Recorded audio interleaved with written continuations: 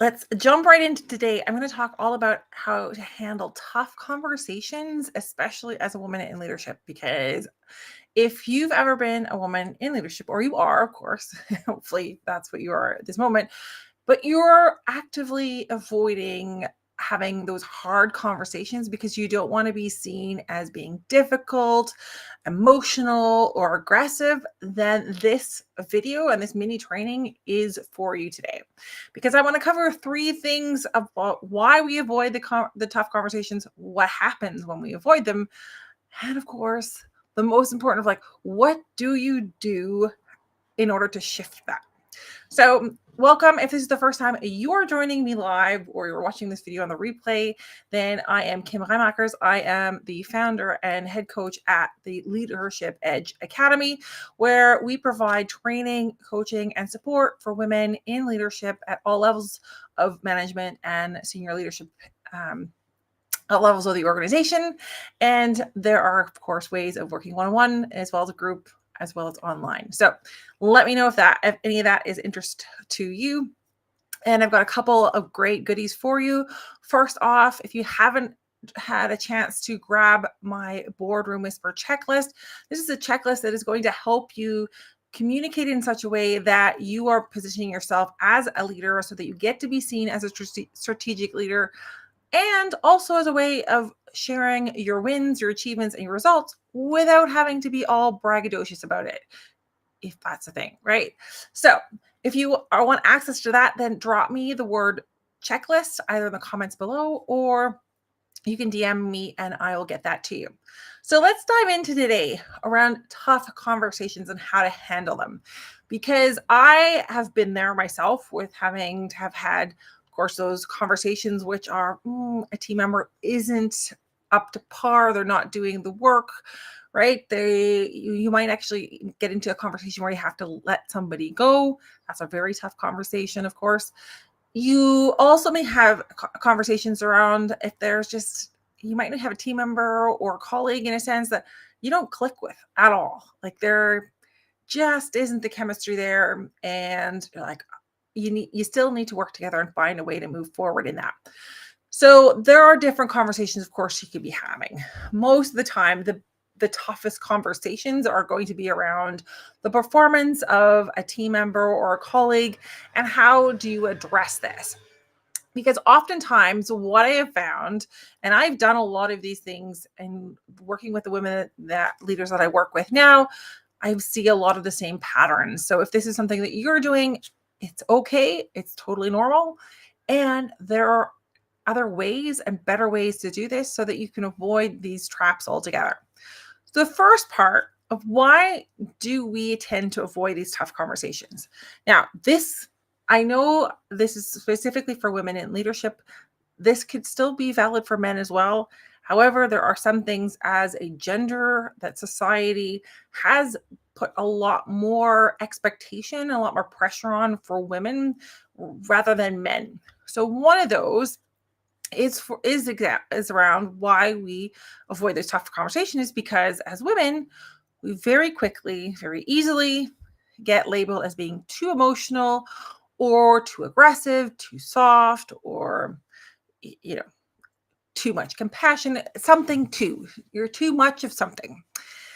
And that fear is very real, right? If you are finding yourself like, I need to be very clear, you might come across as very clear and very directive, but then all of a sudden there's like, oh, well, you're being very aggressive, or of course you might be called the B word, right? That rhymes with itch. So because all of a sudden, or you're like a frigid ice queen because you don't show any emotion, you're just like, right? Women have this extra expectation from a society as a whole that we need to be much more nurturing than our male colleagues or male counterparts need to be. If they lack emotion, they're just really direct, they're even abrasive at times. Well, that's just their style, right? They may need to soften up a little bit, but it isn't something that is actively as a I'm trying to find the words in English because my Dutch is running through my head, but is that it is that you get deducted on, right? It's not going to be a negative, like, ooh, she didn't do that, like he didn't do that properly. It doesn't be is never seen as a setback. Whereas for a lot of women, if we are labeled as too emotional, too aggressive, then we automatically land in the not leadership potential column. So there is, first of all, that is one of those reasons we're avoiding the tough conversations. The second one is you might find yourself feeling like it is more important to be liked, because then I can create a really good team atmosphere, that the team engagement will be there. And that is more important than being clear. Except in the sense of being liked, this is a trap on its own. I'm not going to get into all of that, but if you want to know about the being liked, being nice versus being kind, I recorded an entire podcast episode on that. So drop me nice and I will, or even secret, because it's for my secret podcast, and I will get you the link for the secret podcast. You can listen to all of that as well.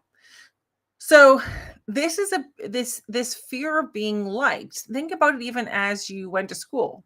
As girls, how often are girls sort of like, oh, need to be a team player, like be nice to her, or be friends with everybody. Whereas boys growing up were a lot more allowed to be more competitive. They were able to, be the boss a lot more than girls have. And this is why I say this. This is a lot more has to do with more societal conditioning and the expectations that we as a whole have for what a proper woman, a good leader, etc., what do you want to call it, looks like.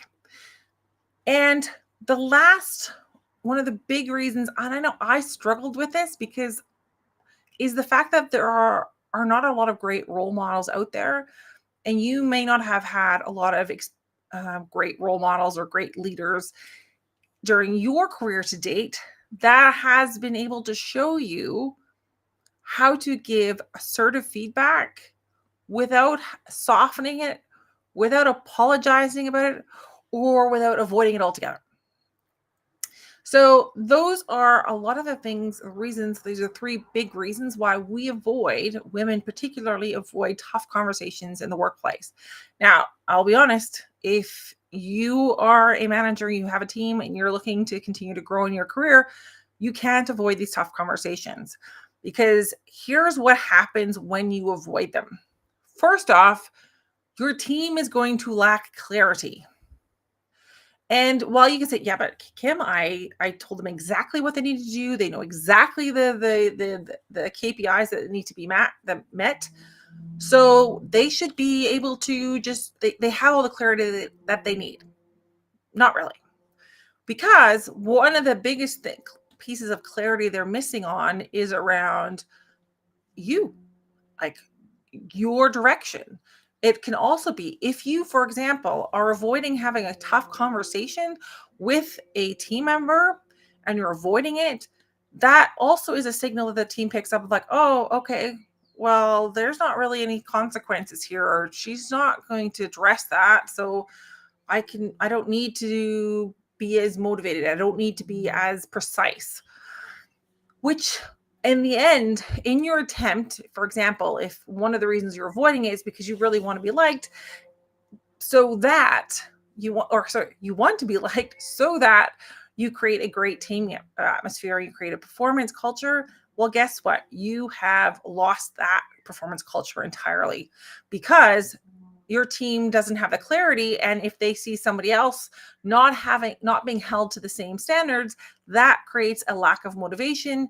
And what happens, and research has shown this, is if you're surrounded by high performers, somebody that is performing lower is going to rise to meet that level.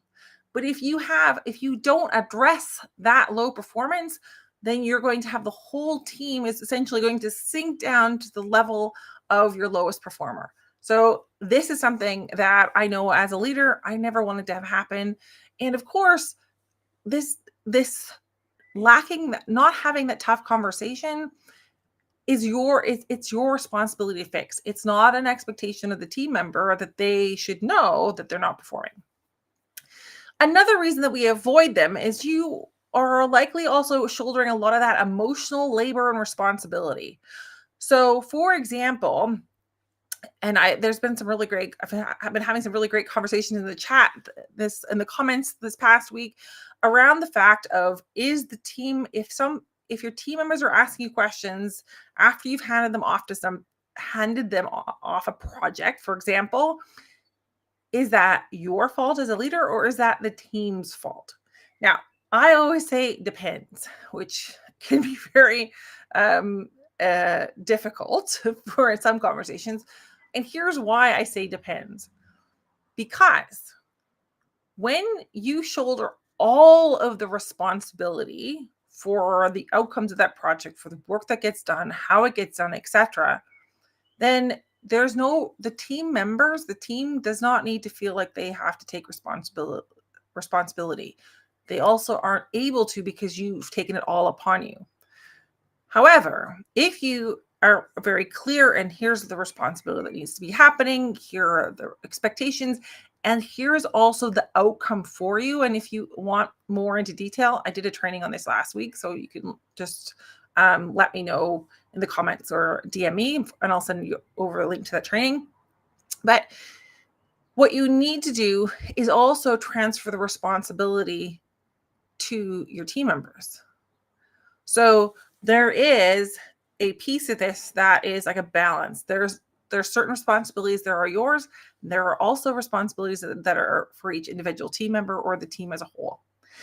But when you don't have those tough conversations, you're taking on their responsibility as well as managing almost like their emotional circumstance. You're like putting them in bubble wrap just to make sure that they're feeling okay and happy, blah, blah, blah, while you're in the background picking up the slack, fixing the mistakes, and just keeping things moving. And what also happens, and especially if you're getting that type of feedback of like, oh, you're not really quite yet for a leadership role, you're not really showing any kind of, you need to be more strategic, or maybe it's like you don't have a very strong leadership presence. Well, this could be one of the reasons why, because you reinforce the idea that you're not a strong or strategic leader. So what do you shift instead? Because it's like, okay, Kim, like you've told me all the things that I'm doing that I shouldn't be doing, but what do I do? Well, and I'll say this, as a Canadian, I grew up saying I'm sorry a lot. Love Canada, one of my favorite countries. And I will be honest, that sorry gets you in a lot of trouble at times. Why? Because it weakens your position. Now, I am not talking about apologies when an apology is needed. It is the situation is called for, etc. But I'm talking about when it's like, well, I'm sorry to have this conversation with you but I've seen that your performance has been lacking in the past month. Okay. So you've already softened the blow before we even got to it because you're sorry. Oh, wow. It's almost like an opening of like, oh, well then, that's okay. Well, I didn't really mean it that way. So, but you're not taking, what you're also setting off is these unconscious signals to the other person. Is like, oh, I hate to do this. And it doesn't put you in a very strong position. Rather than saying, I'm sorry, but just start with, here's what I need from you. Now, this requires you to be very clear on your expectations. So I know I've already done a training in another one on how to give feedback for your team. So if you want that, you can also drop me this. But in a nutshell, I'm going to take you through it today here as well. Is first of all, get very clear on what your expectations are, and not just I need them to do their job. That's not clear enough. That's too general. There's too many ways you could interpret that. What does it mean specifically when you say, I need you to do your job? Does that mean specifically that I need you to get this and this report on my desk every Friday? I need you to do X, Y, and Z every week. I need you to schedule and follow through on 5 client visits a month. So get very specific. Then in terms of what can you shift, Keep anchoring the feedback into business outcomes, not into the emotions. Don't make it personal. This has to be all about business. I need you to do 5. Here's what I need from you: 5 client visits per month so that we can have, assuming a 40% close rate, at least 2 new clients every month, right? Brings this much revenue. It matches this KPI for this quarter. Don't be afraid to stay quiet at times. So you want to keep your feedback, and you want to, in that tough conversation, be very concise, keep it very straightforward, and keep it simple, and do not over explain. Women, again, I'm making some generalizations, but women tend to over explain a lot. We think the more that we explain, the better the outcome is going to be, because we're just giving more information and they will see the logic, they will understand, and they will be on board.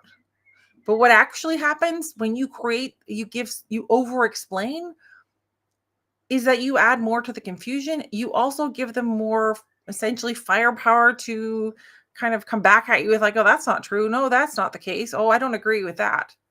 So know what your expectations are. Keep it very business oriented, keep it simple. And at times the best thing you could do is just say, this is what I need from you, and then be quiet.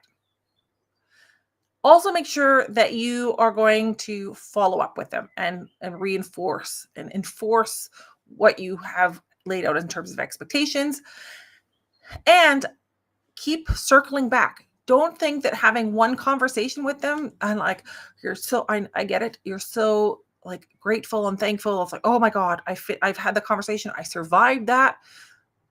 But really, you're going to need to get comfortable, or you want to start getting comfortable in having these tough conversations more and more often. You can be very kind in these conversations, but this does not mean that we are concerned with being liked or being nice. Kindness is something different. And again, I explained the distinction in episode 5 of my secret podcast. So if you want to get access to that, and it's like you just need to drop your email and you get access to it, then please drop me comment secret below, or send me a DM with secret, and I'll get the secret podcast over to you. All right. So I've gone through everything on handling tough conversations. Of course, there's way more to handle. There's a lot more strategies and things I can share with you. One of the things I would say is, first off, grab a copy of the Boardroom Whisper checklist. This doesn't really go into the tough conversations, but it does talk about how you can position your conversations so that you're speaking in a way that denotes and that carries over your leadership skills and your leadership presence. And also, we do all of this and so much more with a community of fabulous women leaders inside the Leadership Accelerator, which is at least a 6 months. There are women that are continuing on. I have one that's now been doing it 18 months and another one that is committed for the next year as well. So this is a amazing community and an amazing place for growth if you're looking for support as a woman in leadership, with team outcomes, with growing in your career, you almost can't think it's crazy enough. We deal with it inside the Accelerator with a lot of very proven strategies and proven processes that get you the recognition, get you the respect that you deserve, and also without having to work longer and harder. All right. I'd love to hear if you've got any questions. As always, DM me or drop them in the comments below.